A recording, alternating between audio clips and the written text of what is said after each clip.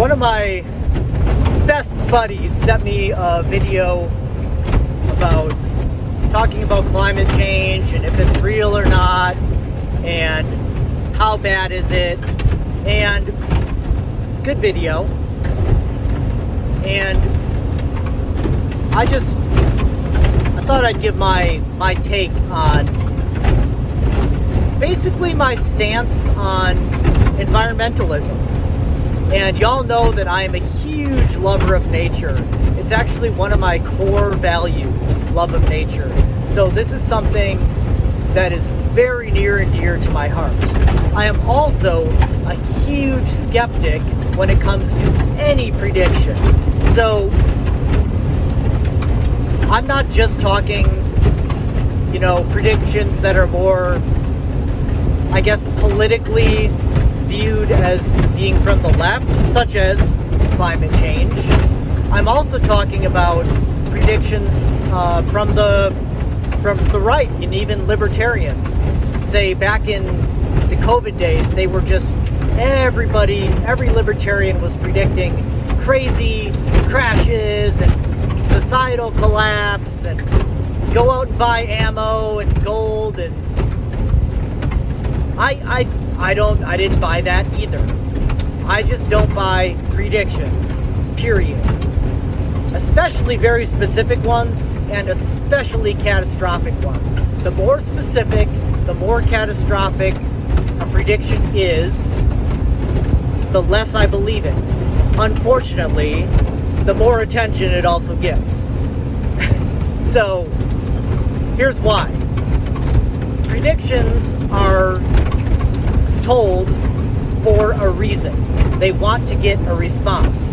In fact, every word that every human says, including the words that I'm saying right now, are calculated to get a response. It's why we communicate. We communicate because we want things to happen. People who are predicting these catastrophes are trying to get, most of the time, attention, because fear is maybe our most animal emotion, and it's one of our strongest things. It drives so much of our behavior, and it's so easy to trigger. It's almost like cheating how easy it is for media people to trigger fear, and it gets attention. There's just no way around it. You get clicks, you get followers. A lot of the libertarian podcasters that were predicting huge, terrible crashes and events and all this crazy stuff, they got rich and famous as far as being a libertarian podcaster goes. And same with, Al Gore predicting ice caps melting and polar bears dying and all this stuff. Like, he got rich and famous off of it. It fucking works. It gets attention, you get clicks, you get rich and famous. And I think that's why the whole prediction thing is so attractive. And that's why I don't buy it. I don't buy any of it.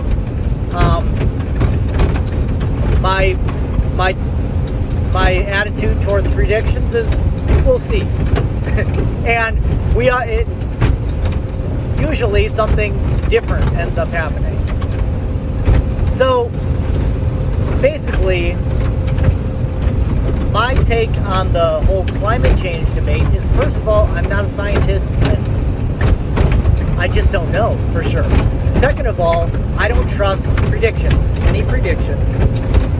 And third of all, let's take a step back and look at what we're doing to the world, not necessarily just in regards to climate change, but in regards to a little bit more holistically. And it's not good. So here I am trucking along, and one of my least favorite things about my job is seeing all these dead bugs on my windshield. I am literally killing life driving around just doing my job, and there is nothing that I can do about it. And yes, I do feel bad about it. I know that makes me a fucking hippie, and seeing them dead on my windshield gives me pain, and I am sorry to every bug that I've ever killed on any windshield, and, you know, to any animal that I've ran over on the road as well. Speaking of the road, so we're up, I mean, this is just a very small, you know, environmental impact, all these bugs I kill, but it's an impact. It's not good, it's death. Speaking of death, the roads that crisscross our wonderful country are, to me, they are giant swaths of death across an otherwise green landscape. They are just miles and miles and miles and acres of fucking death. Nothing can grow on them. You know, anything that tries to cross them is running the risk of death, be it a deer or a caterpillar or a butterfly. And they crisscross our entire country. Not only that, but we've got to get all these materials from somewhere. And that definitely has an economic impact as well. Not only that, but, you know, the erosion caused by the ditches and the cutting through the land that we do. It just, like, I'm not going to put a label on it like climate change or global warming, but it can't be good. Now, along a lot of the things that I'm looking at as I'm driving across Kansas are farms. Right now, this is a cattle ranch, which is a little bit less of an environmental impact. Still, those shouldn't be cattle. Those should be buffalo. Cattle are not natural. Buffalo are natural. Raising cattle on the plains out here causes erosion. Once again, it causes invasive species to thrive and native species to not thrive as much. And it's just not, it's not what we should be doing with the land out here. The natives had it right, where they basically worked with nature to burn the prairie, to keep it a prairie, because if you don't burn the prairie, it turns into woods.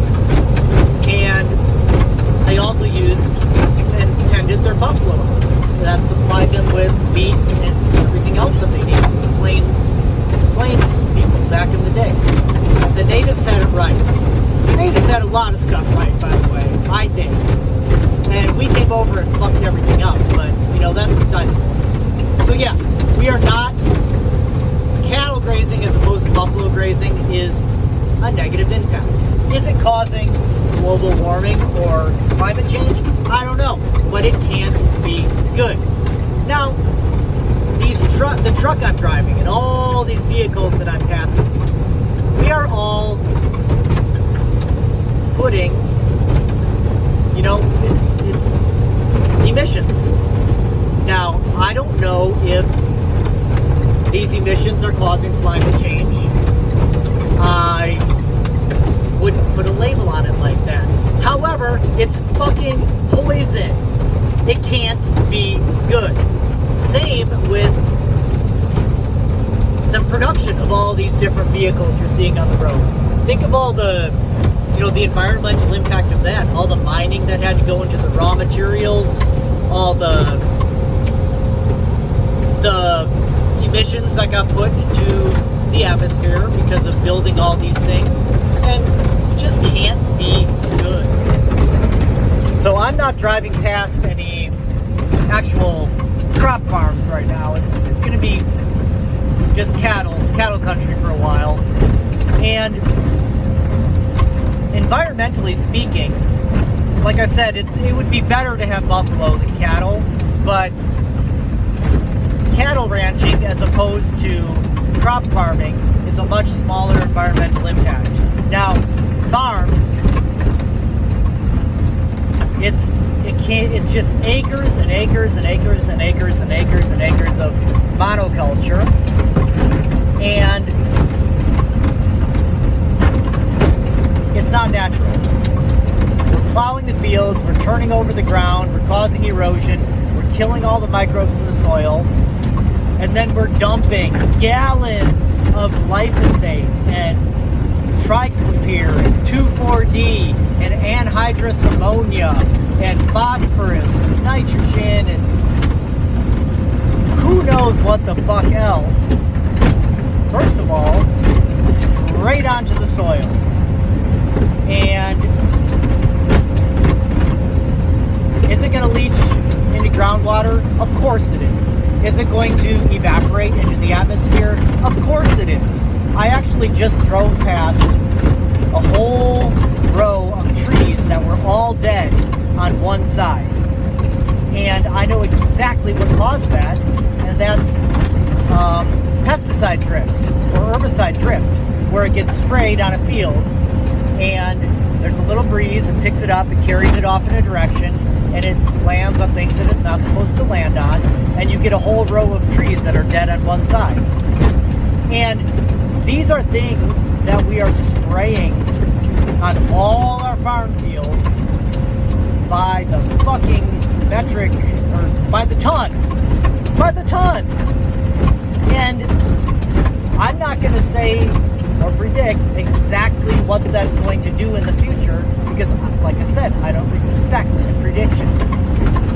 However, it can't be good, right? Just can't be. There's no way that dumping tons and tons and tons of poison onto the ground is good. Just not good. And yeah, don't even get me started on cities, just miles and blocks of just